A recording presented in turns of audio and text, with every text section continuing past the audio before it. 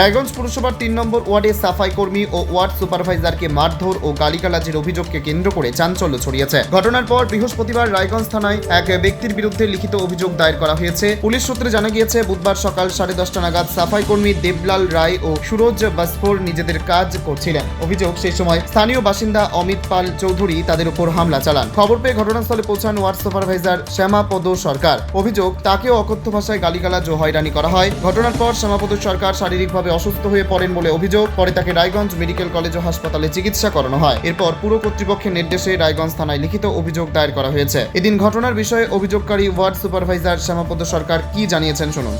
আপনার নাম? আমার নাম শ্যামাপদ সরকার। কি করেন? আমি 3 নম্বর ওয়ার্ডের সুপারভাইজার। ওয়ার্ড পরিষ্কার করার যে লেবারগুলো আছে তাদেরকে সুপারভাইজ করি। পৌরসভা। কি হয়েছে? থানায় কেন এসেছেন? থানা এসেছি কালকে, গতকাল আমরা 10টা সাড়ে 10টা নাগাদ একটা ড্রেনের কাজ করার জন্য 2টা লেবারকে ওখানে পাঠিয়েছিলাম। তো লেবাররা কাজ করতেছিল। তাদের নাম হচ্ছে একজন সুরজ বাসফোর, একজন হচ্ছে দেবলাল রায়। কাজ করতে করতে আচমকা 1 নম্বর ওয়ার্ড থেকে একটা ছেলে, তার নাম হচ্ছে অমিত পাল চৌধুরী, সে আচমকা ওই লেবারদের উপর হামলা করে এবং কি অকথ্য ভাষায় গালিগালাজ করে, যে তোদেরকে বাইরে রাখবো, যাইতে দেবো না, এমন করে। তখন ওরা ভয় পেয়ে আমাকে ফোন করে। তো আমি সঙ্গে সঙ্গে ওখানে উপস্থিত হই। উপস্থিত হওয়ার পরে আমি এসে জিজ্ঞেস করলাম যে কে বাঁচতে চাচ্ছে।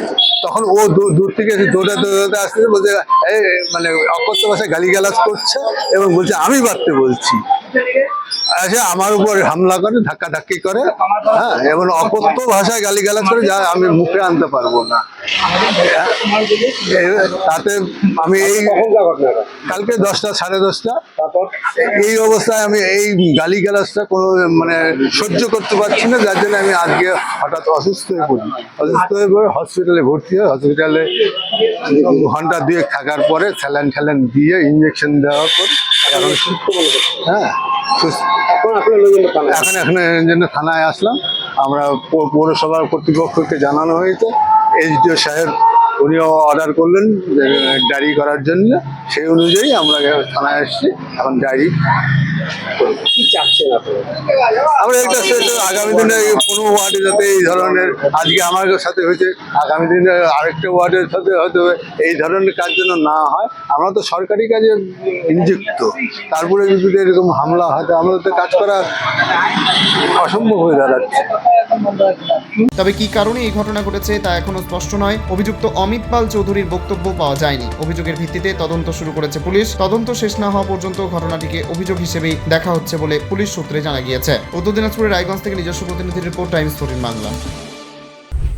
অফার আকর্ষণীয় অফার।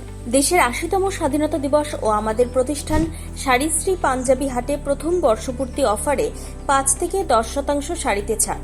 এছাড়াও 20,000 টাকার বেশি কেনাকাটায় 15% অতিরিক্ত ছাড় মিলবে। এছাড়াও বছরভর 8 থেকে 12% ছাড়ে শাড়ি পাঞ্জাবি কেনার সুযোগ মেলে।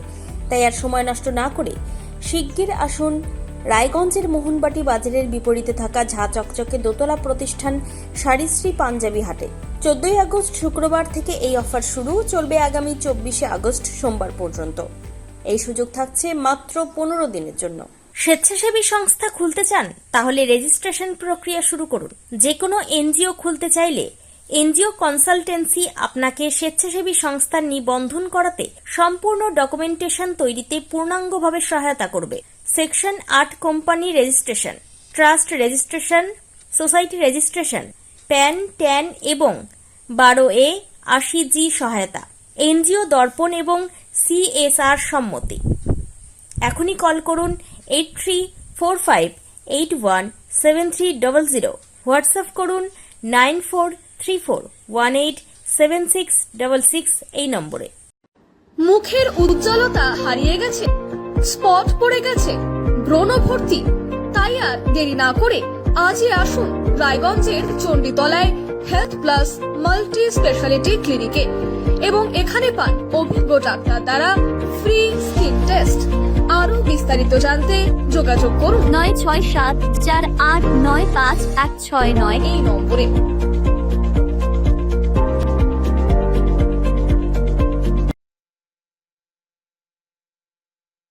আজ তোমার বিয়ে সাজলো নতুন সাজে